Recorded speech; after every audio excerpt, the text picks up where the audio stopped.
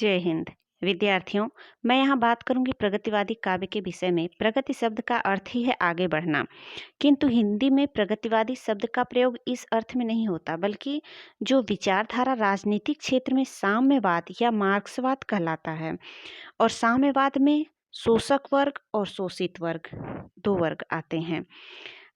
उस समय में मजदूरों का बहुत शोषण हुआ करता था, तो जो शोषण होता था उसके विरुद्ध मजदूरों ने आवाज़ उठाई, जो कि मार्क्सवादी के अंतर्गत आता है। मार्क्सवाद को साम्यवाद भी कहा जाता है और यह प्रगतिवादी काव्य के अंतर्गत मार्क्सवाद का जिक्र है। प्रगतिवाद का समय 1936 से 1943 ईस्वी तक चला और इसके जस्ट बाद प्रयोगवाद आता है। प्रयोगवाद का समय यानी समय सीमा उसका 1943 से 1956 ईस्वी तक रहा है। मैं यहाँ पर बात कर रही हूँ प्रगतिवादी काव्य के विषय में।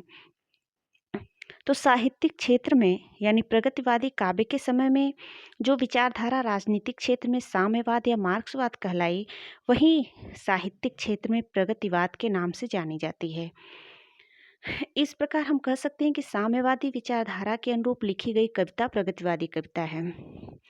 तो साम्यवादी विचारधारा के आधार पर समाज को दो वर्गों में बांटा जा सका। एक शोषक वर्ग था और एक शोषित वर्ग था। तो शोषक वर्ग के अंतर्गत वे पूंजीपति, मिल मालिक, उद्योगपति और जमींदार आते हैं, जो गरीबों और मजदूरों का शोषण करते हैं। जबकि शोषित वर्ग में आप लोग जानते हैं, इसको बताने की आवश्यकता नहीं, लेकिन मैं फिर भी बताते हुए चलती हूँ कि शोषित वर्ग के अंतर्गत गरीब, मजदूर, किसान और श्रमिक आते हैं, जिनका शोषण किया जाता है।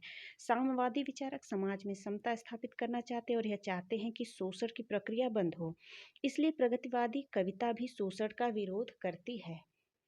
तो हिंदी कविता में जो प्रगतिवाद रहा है उसके विषय में थोड़ा सा डिटेल से आप लोग जानते हुए चलिए। तो बात करें यदि हिंदी काव्य में, तो हिंदी काव्य में प्रगतिवाद का प्रारंभ 1936 ईस्वी से 1946 ईस्वी तक रहा है, आप लोग जानते हैं।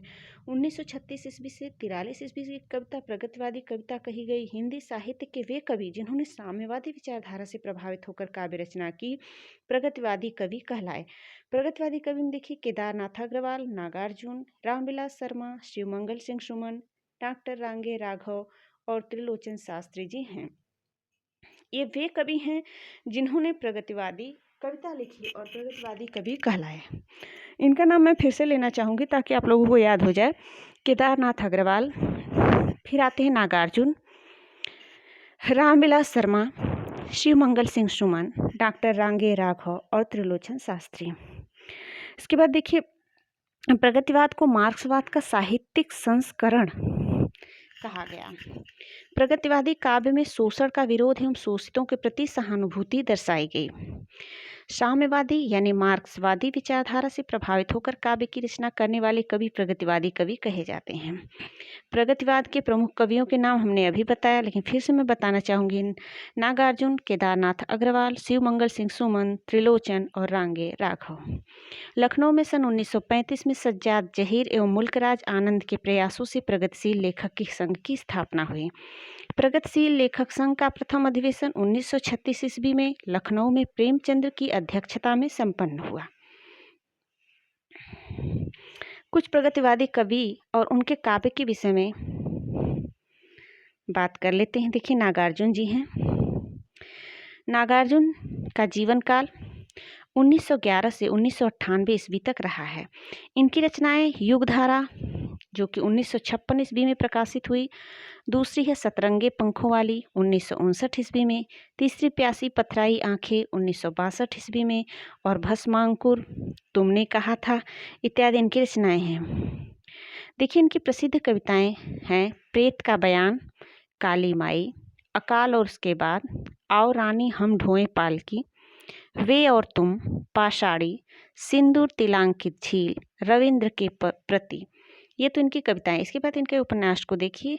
रतिनाथ की चाची, बलचन माँ, वरुण के बेटे, दुख मोचन, कुंभी पाक, अनुवाद, मेघदूत, अनुवाद है इनका। मेघदूत का अनुवाद इन्होंने हिंदी में किया था, मेघदूत, गीत गोविंद, विद्यापति पदावली, ये इनकी रचना है। इनका नागार्जुन जी इनका वास्तविक नाम वैद्यनाथ मिश्र है। मैथिली में ये यात्री के नाम से लिखते रहे तथा हिंदी में इन्हें बाबा नागार्जुन के नाम से जाना जाता है। दीपक पत्रिका के संपादक रहे हैं। बौद्ध धर्म में दीक्षा लेकर नागार्जुन का नाम ग्रहण किया था। प्रगतिवादी काव्य के सशक्त हस्ताक्षर हैं। अन्याय, शोषण एवं अत्याचार के विरोधी, मजदूरों की हिमायती रहे हैं।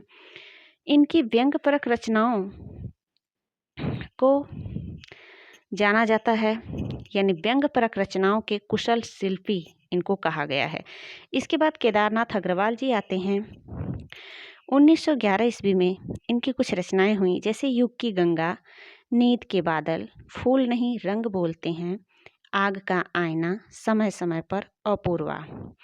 सोवियत लैंड के नेहरू पुरस्कार प्राप्तकर्ता तथा साहित्य अकादमी अवार्ड विजेता रहे हैं केदारनाथ अग्रवाल जी।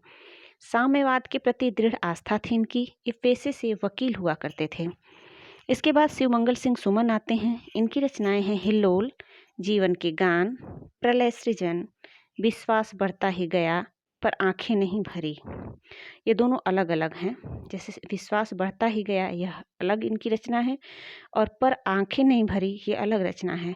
इसके बाद विंध्य हिमालय, एशिया जाग उठा है, मिट्टी की बारात, वाणी की व्यथा, ये शिवमंगल सिंह सुमन जी की रचनाएं हैं, जो कि 1916 ईस्वी में रही। 1916 ईस्वी में इनका जीवन काल रहा है। अच्छा, आगे देखिए। हिल्लोल की प्रणयानुभूति के चित्र हैं। जीवन के गान में कवि की रोमानी प्रवृत्ति परिलक्षित होती है। शोषण एवं अन्याय का विरोध उनकी रचनाओं में है। गांधी की अपेक्षा मार्क्स के समर्थक रहे हैं। सुमन जी के काव्य में भाव, विचार एवं शिल्प का सुंदर समन्वय देखने को मिलता है, यानी शिवमंगल सिंह सुमन। 1916 ईस्वी में, केदारनाथ अग्रवाल 1911 ईस्वी में, नागार्जुन जी 1911 ईस्वी में इनका जीवन काल रहा है। यानी 1911 में इनका जन्म हुआ था नागार्जुन जी का, और इसके बाद इन्होंने 1956 में युगधारा की रचना की, सतरंगे पंखों वाली का 1959 ईस्वी में रचना की, प्यारी पथराई आँखों का 1962 ईस्वी में इन्होंने रचना की। इसके बाद त्रिलोचन जी आते हैं 1917 ईस्वी में। इनकी रचनाएं हैं धरती, मिट्टी की बारात, मैं उस जनपद का कवि हूँ। इनकी रचनाओं में धरती की सौंधी गंध है। त्रिलोचन की कविताओं में तटस्थता एवं भावुकता का समावेश है। इसके बाद रांगे राघव जी को देख लीजिए। इनकी रचना है अजय खंडहर, मेधावी, पांचाली, राह के दीपक। समाजवादी चिंतन से अनुप्राणित काव्य सर्जक हैं। प्रकृति छवि का चित्रण राह के दीपक में है, यानी इनकी रचनाओं में प्रकृति चित्रण देखने को मिलेगा आप लोगों को। आज तक के लिए बस इतना ही। ओके।